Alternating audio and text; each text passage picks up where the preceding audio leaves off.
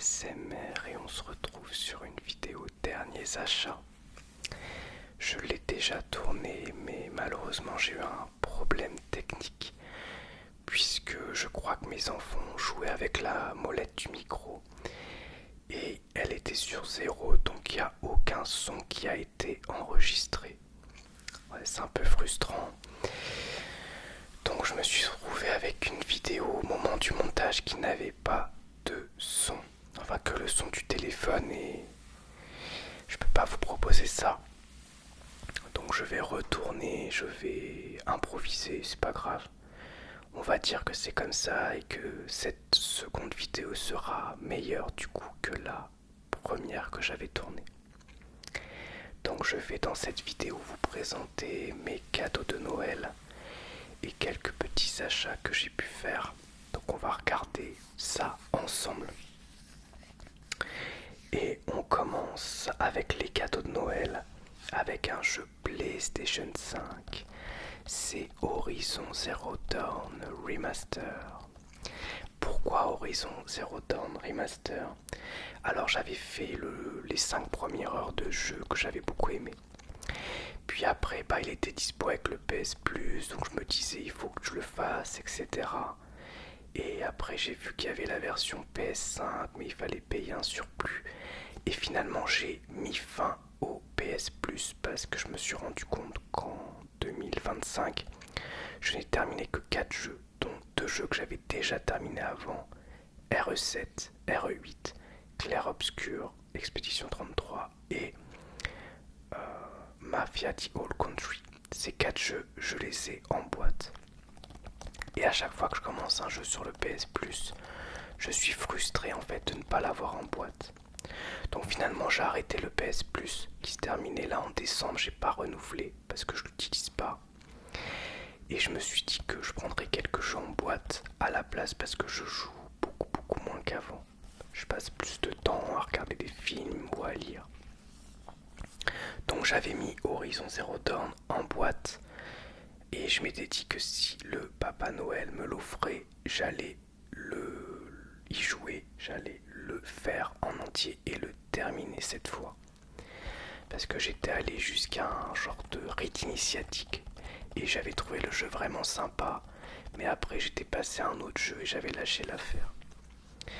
Donc l'histoire d'Horizon Zero Dawn, c'est quoi? On est dans un monde ouvert avec des peuples un peu tribaux et on joue Aloy qui est une paria et elle a une connexion avec les machines. Alors il y a un peu des machines un peu partout dans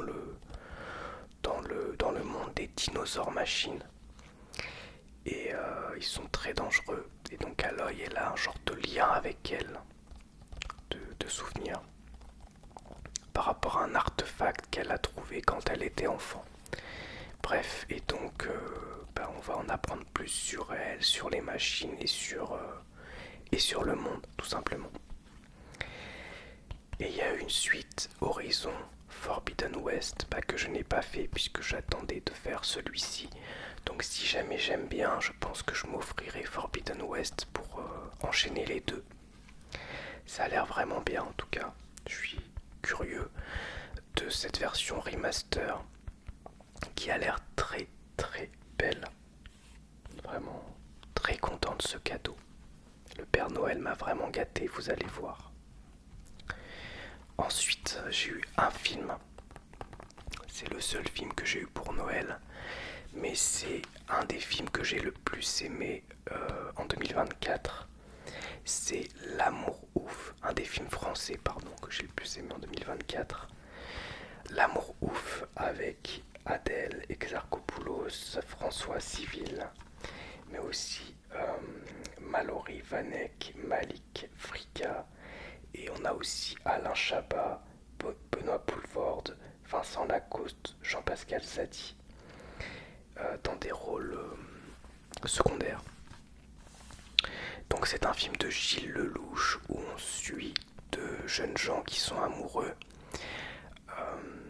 On les suit pendant l'adolescence, puis pendant la vie de jeunes adultes. Le tout avec une histoire un peu de gang au milieu. violence.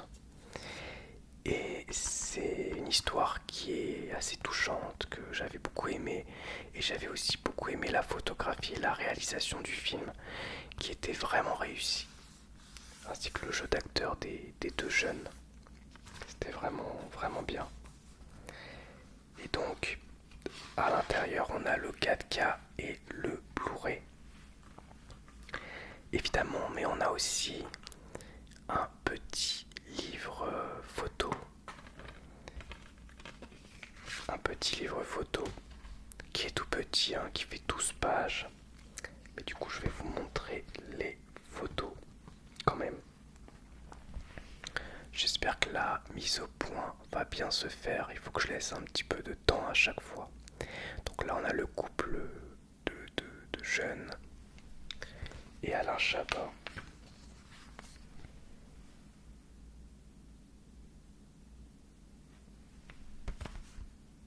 Ah bah c'est Gilles Lelouch là au milieu.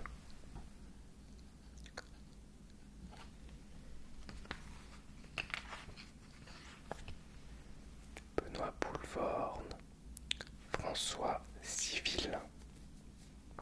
Donc le film se passe dans les années 80 et dans les années 90. Ça aussi, il met le paquet sur l'ambiance et ça aussi j'aime bien. Parce que c'est une période, enfin années 90, c'est une période que j'ai connue enfant. Je suis né en 88.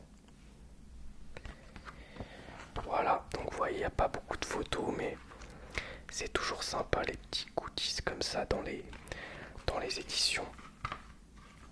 Encore plus quand c'est pas une édition collector, c'est une édition simple. Donc bah c'est chouette tout simplement.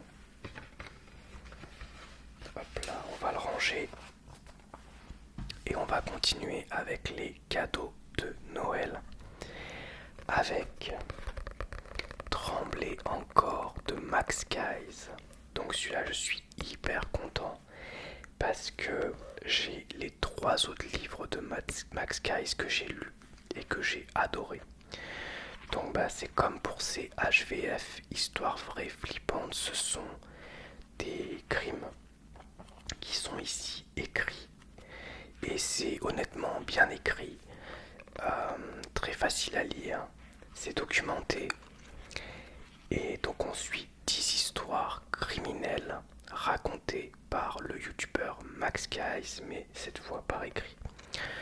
Il m'impressionne pas mal Max Guys parce que vraiment tout ce qu'il fait, il le fait bien, il le fait proprement et il se fait entourer aussi, il fait vraiment un boulot qualitatif. Et vraiment les autres bouquins, que ce soit les crimes au Japon, les crimes dans les pays du froid, ou son Tremblay premier du nom, je les ai tous trouvés vraiment bons. En plus le fait que ça se découpe en plusieurs histoires fait que ça se lit facilement. On peut lire une histoire criminelle de temps en temps entre 2 autres lectures. Donc non, vraiment très très content. C'est une édition de poche, donc il n'y a pas d'illustration dedans. Mais c'est chouette, c'est vraiment chouette, c'est un très beau cadeau. On continue avec les livres, avec une très belle édition de La Guerre des Mondes de Herbert George Wells, H.G. Wells. Donc La Guerre des Mondes, que je n'avais jamais lu. Là j'en suis à la moitié du bouquin et pour l'instant j'aime beaucoup. C'est très agréable à lire et c'est vraiment un livre précurseur sur la science-fiction où on est fin de... Ouais, je crois que c'est ça, c'est fin 19e. Et... Ouais, ça doit être ça, fin 19e. Et on a une attaque extraterrestre, les Martiens qui débarquent et qui ont notamment des machines de guerre qu'on voit ici, c'est les tripodes. C'est des gros vaisseaux comme ça, tentacules, qui balancent des rayons laser. Et on voit que l'armée, elle est mise en péril complètement les êtres humains sont désemparés et à chaque fois qu'ils commencent à essayer de lutter, etc., les choses s'aggravent et s'aggravent et s'aggravent. Donc c'est une métaphore de l'impérialisme et c'est très très agréable à lire. En plus l'édition est très belle, donc c'est un genre de faux cuir avec ici les tripodes qui tirent le fameux rayon ardent qu'on retrouve aussi sur le côté du livre, qui est un rayon qui peut tout brûler, tout fondre et qui est en train de détruire une maison. On voit des champs, etc., de la fumée. Et il y a des illustrations aussi à l'intérieur. Donc par exemple là où j'en suis, on a des illustrations, voilà, sans doute faites par un graphiste. C'est assez sympa. Et il y en a d'autres, hein. Je vais essayer de vous en trouver d'autres que je trouve assez réussis. Voilà, là, un des tripodes martiens qui explose.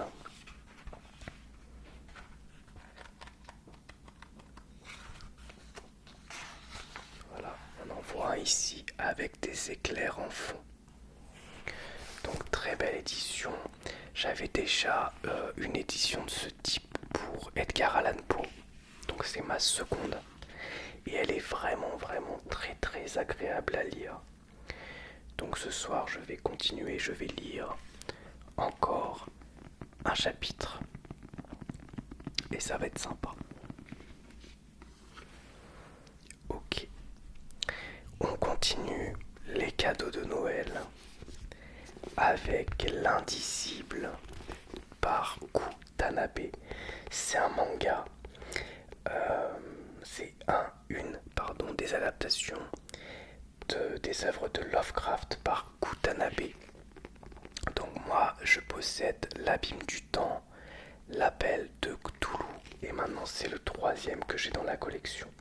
Donc Lovecraft, je vous en ai déjà pas mal parlé parce que j'en ai lu un sur la chaîne, c'est Dagon. Et dans les comptes rendus, j'ai parlé de plusieurs œuvres de Lovecraft. Et donc Kutanabe, eh bien ici, j'ai pas encore lu l'œuvre, mais ça a l'air vraiment très très bon. Alors je vais vous montrer un petit peu les dessins qui sont encore une fois incroyables. Il fait toujours un super boulot. Et là, ça a l'air d'être vraiment une œuvre assez particulière. Je vais vous lire le synopsis, après vous allez voir. Puisqu'il y aurait un côté un peu biographique de Lovecraft dedans, de ses peurs. Donc je sais pas, on va voir. D'ailleurs, c'est clairement Lovecraft en couverture, ou en tout cas un personnage inspiré du physique de Lovecraft en couverture. Donc, l'étoile Polaris quitte le dormeur dans le monde des rêves, mais peut aussi le tenir prisonnier et lui faire perdre tout repère. Seulement la réalité aussi contient sa part d'irréel, cachée là où on ne l'attend pas. Les voleurs qui tentent de s'attaquer à la fortune du terrible vieillard la prendront à leurs dépens. Et pourtant, même les vieux briscards dans son genre ne peuvent rien face aux forces anciennes qui hantent certains lieux comme l'étrange maison haute dans la brume. Il le sait, parfois, quand plus rien ne fait sens, mieux vaut abandonner toute logique. Finalement, ne serait-ce pas les rêveurs comme Randolph Carter qui détiennent la clé du mystère de cet indicible qui effraie autant qu'il fascine? Loin de le fuir, il tente de s'en approcher, peut-être trop. Enfoncez-vous dans les contrées du rêve pour un voyage sans retour. Kutanabe donne corps avec brio à Randolph Carter, alter ego de Lovecraft. À travers lui s'expriment les pensées et les peurs de l'inventeur de l'horreur cosmique. Très très curieux en tout cas. Et le dernier cadeau de Noël, c'est Mémoire de Gris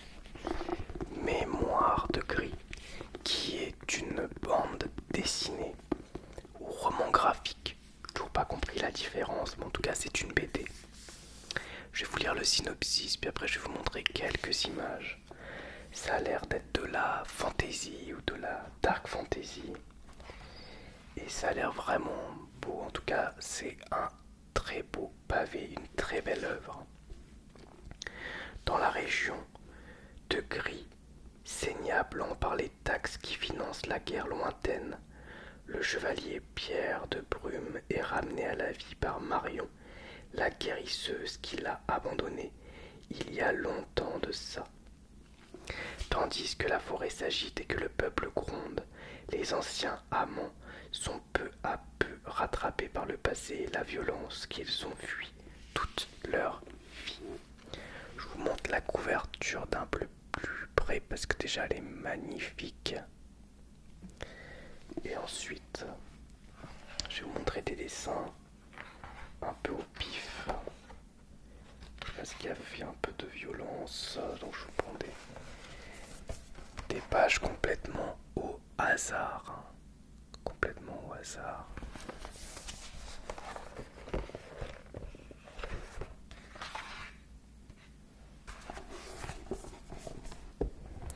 Donc ça a l'air d'être de la dark fantasy, ce qui n'est pas pour me déplaire parce que moi j'adore ça. L'édition est vraiment jolie. C'est de Sylvain Ferré. Donc je vous en ferai un retour évidemment quand je l'aurai lu. Donc voilà pour mes cadeaux de Noël. Et maintenant on va passer à mes achats principalement en ressourcerie. Donc en neuf, le seul que j'ai acheté neuf, on a ce coffret de films de procès avec le dernier Clint Eastwood, Juré numéro 2, que j'ai vraiment bien aimé, et 12 hommes en colère que je ne possédais pas et qui est un grand classique du cinéma que je n'ai jamais vu. Donc dans Juré numéro 2, on suit Justin Kemp qui est joué par Nicolas Hoult. C'est un père de famille qui siège comme juré dans un procès pour meurtre qui est hyper médiatisé. Et il se retrouve confronté à un dilemme concernant la condamnation ou la liberté de l'accusé. Et pour 12 hommes en colère, eh bien, on suit un groupe de jurés où ils sont 12 et il y en a 11 qui considèrent que le jeune homme qui est accusé est coupable et il y en a un qui considère qu'il est innocent et du coup il va tout faire pour innocenter ce jeune homme et convaincre donc les autres jurés. Donc ça a l'air vraiment top. Juré numéro 2 et 12 hommes en colère, donc 10 €, soit 5 € par film. Ensuite, en occasion, j'ai trouvé Luxe de Maxime Chatham. Il est comme neuf, donc c'est une édition de poche comme neuf. Comme neuve, je suis hyper content de l'avoir trouvé parce que j'avais commencé à le lire, j'avais lu une centaine de pages et je l'avais rendu à la bibliothèque faute de temps. Ce qui m'avait un peu frustré, donc je m'étais dit que j'allais retourner le réemprunter à la bibliothèque pour le continuer. Bon, maintenant je l'ai dans ma collection, je pourrais le lire quand je veux. Le début du bouquin, en tout cas, c'était une histoire dans un genre de futur proche, il y a des cataclysmes, comment dirais-je, météorologiques qui sont extrêmement violents, avec des vents extrêmement violents qui détruisent tout. Et on y suivait une mère et sa fille de souvenirs. Moi j'avais lu que le début et vraiment c'était très impressionnant et j'étais curieux de voir où ça allait mener. Donc l'édition est très cool et vraiment elle est neuve quoi. Elle est vraiment neuve. Ça a dû être lu une fois et il est même pas vraiment plié. Donc c'est quelqu'un qu'on a pris très soin. Et donc je l'ajoute dans ma collection pour le lire. Un de ces quatre. Alors j'ai énormément de choses à lire, mais c'est pas grave. Il y a bien un moment où je mettrai la main dessus et je le lirai.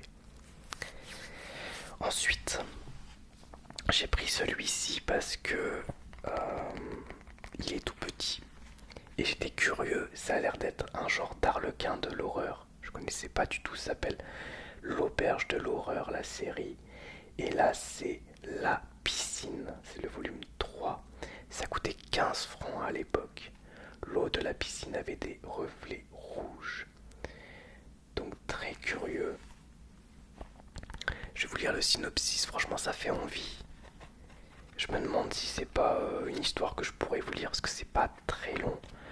En vrai ça fait 120 pages donc pourquoi pas. Et je pense pas que j'aurai de problème de droit d'auteur avec ce livre. Surveillant de baignade à la Nouvelle-Arcadie, plutôt sympa comme job. C'est ce qu'ont trouvé Kelly, Tiffany, Eric et Claire pour gagner un peu d'argent pendant l'été. Mais à la réflexion, s'ils ont bien reçu une convocation, aucun d'eux n'a envoyé sa candidature à la direction de cette auberge perdue en plein bois. Bizarre, non? D'ailleurs, qui est le directeur? On ne le voit jamais. À qui s'adresser quand l'eau de la piscine prend des teintes boueuses, des reflets rouges qui résistent aux produits chimiques? Quand les accidents de baignade se multiplient? Oui, décidément, il se passe des choses étranges à la Nouvelle-Arcadie. Des choses qu'il vaut peut-être mieux laisser dormir, surtout quand elles flottent entre deux eaux. Cool, cool, cool, cool.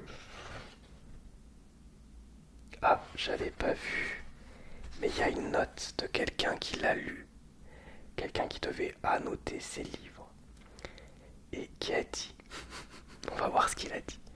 Je l'ai pas trouvé très effrayant ce livre, juste un peu morbide. Mais comme tu es une fille très sensible et un peu peureuse, je comprends qu'il t'ait fait peur quand on a un peu... Quand on a un peu de chien dans un lycée au 3e étage, on a peur de tout. Ok, j'ai pas compris la fin, mais pourquoi pas. Toujours marrant de trouver des annotations dans les livres d'occasion. Ok, ok, bah écoutez, à voir. Je l'ai payé 50 centimes, le Maxime Chatham c'était 1 euro.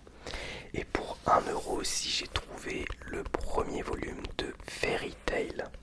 Ça fait longtemps que je veux commencer Fairy Tail. Sauf que y a beaucoup de tomes et j'attendais une bonne occasion. Bon, je pense que 1 euro le tome, je pouvais pas trouver meilleure occasion, surtout qu'il est en parfait état. Et Fairy Tail, c'est quoi? Eh bien, c'est un manga où on suit euh, des sorciers dans une école, des jeunes sorciers qui débarquent dans une école. C'est un shonen. Donc on voit différents sorciers et leurs professeurs, je crois. Et apparemment, c'est pas mal du tout. J'ai cru comprendre que le manga était très réussi, même s'il se perdait un peu au bout d'un moment. Par contre, l'anime était ok, mais il y avait beaucoup d'épisodes filler et il y avait beaucoup de moments où l'animation était pas ouf. Mais ça a l'air assez cool, assez épique. Alors je sais que l'anime et manga sont un peu décriés pour le fan service aussi, mais j'ai regardé un peu dans ce volume 1, j'en ai pas vu. Donc je pense que ça va arriver plus tard, peut-être avec le succès du manga, je ne sais pas. Je vais vous montrer un petit peu d'autres dessins. Ça a l'air assez cool. Je sais pas, faut voir. Je pense que c'est assez sympa à lire en tout cas. Si jamais vous avez lu ou vu Fairy Tail, n'hésitez pas à me donner votre avis, pas sans me spoiler évidemment, mais me dire si je peux passer un bon moment ou pas, si ça va être naze ou si ça va être sympa. N'hésitez pas en tout cas. Je vous montre un dernier dessin.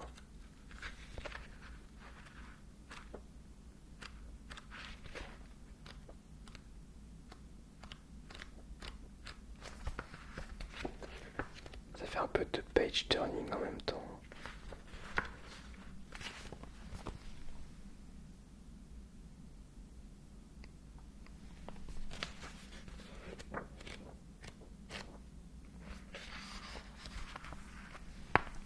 sirène.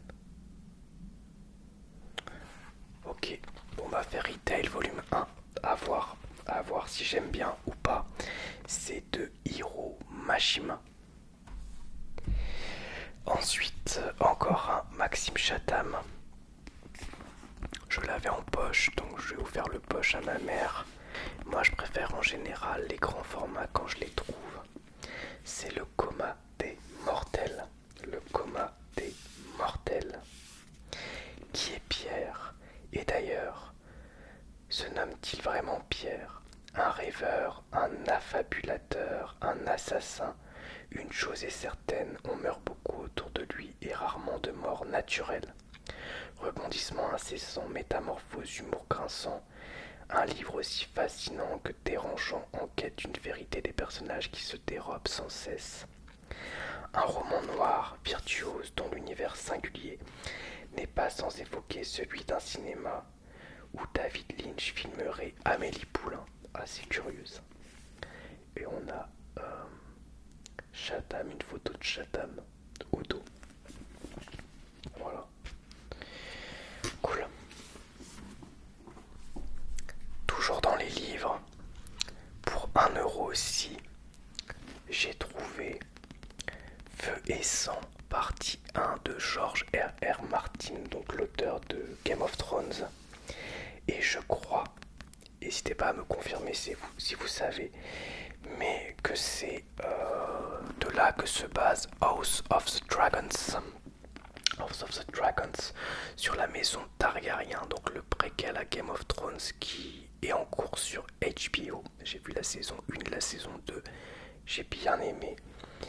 Et donc là, c'est un livre en 2 parties sur la maison Targaryen. D'ailleurs, on voit le logo avec les dragons.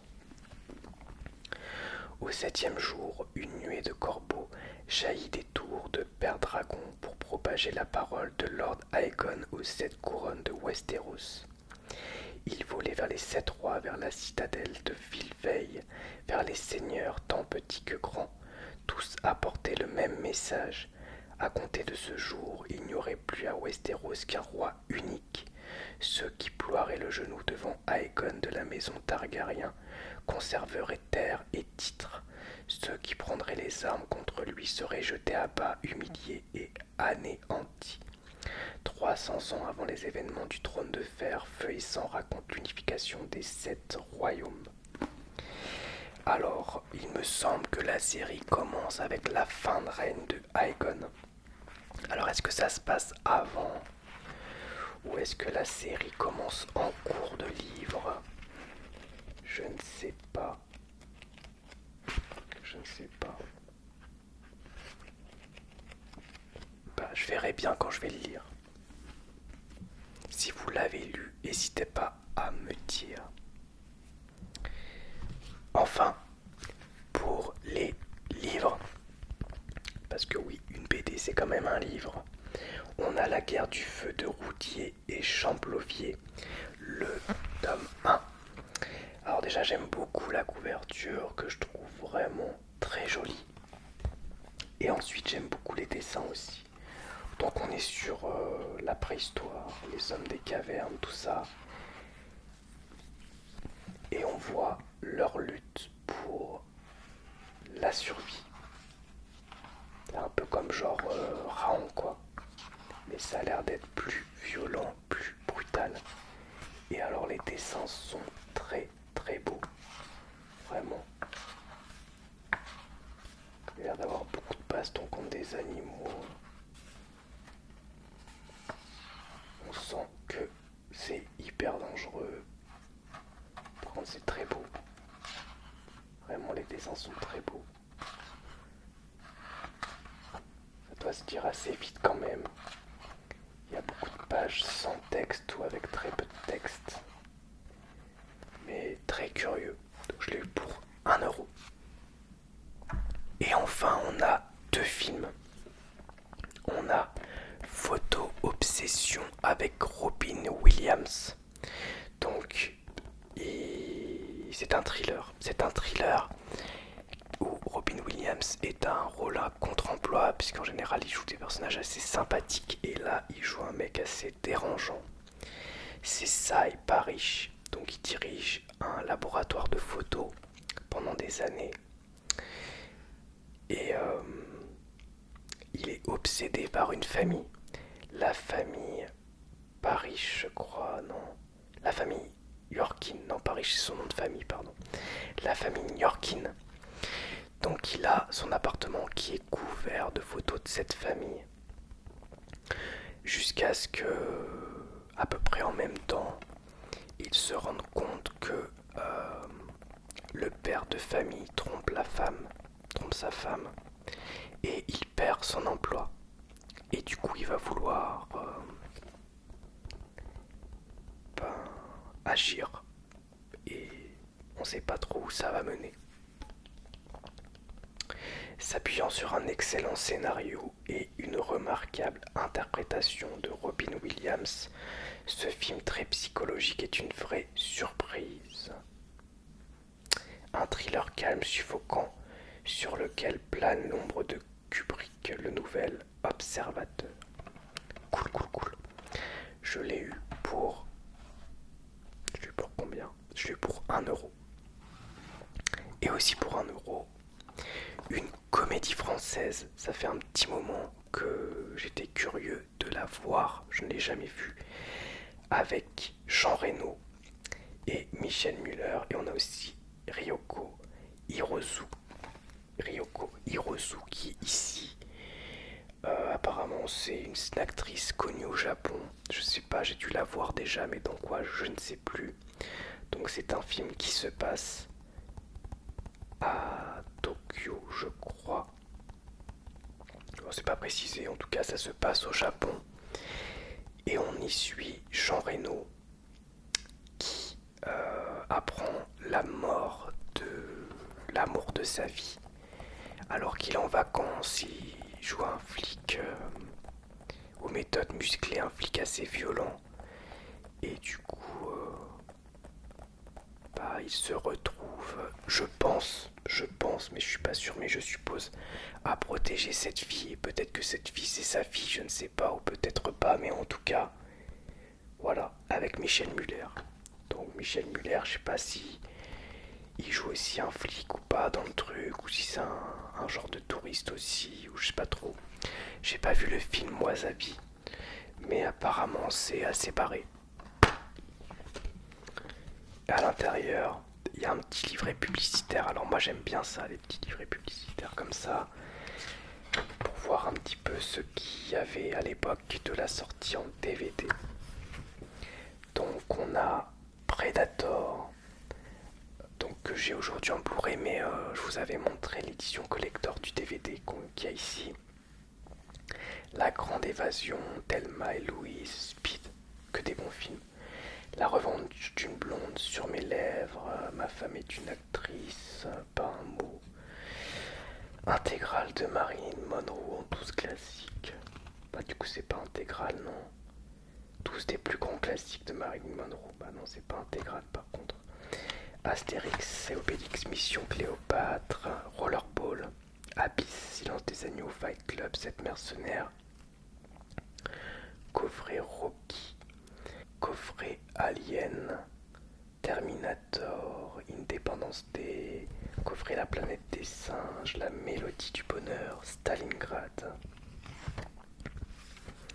Piège de cristal, 58 minutes pour vivre, La planète des singes, Cléopâtre, Apocalypse Now, Moulin Rouge, Roméo et Juliette, Le baiser mortel du dragon, French Connection 1 et 2, Docteur Dolittle, Conan le barbare, MASH, Buffy, Angel, Simpson, Futurama, X-Files et Stargate.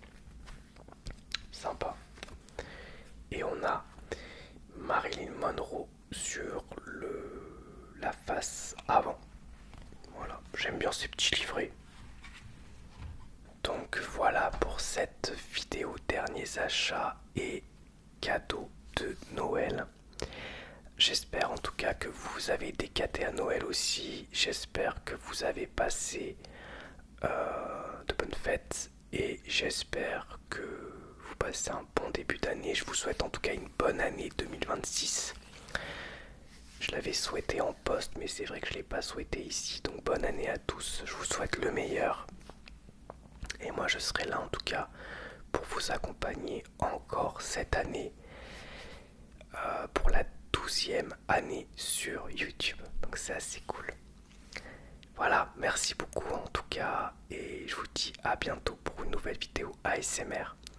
Au revoir, merci à tous.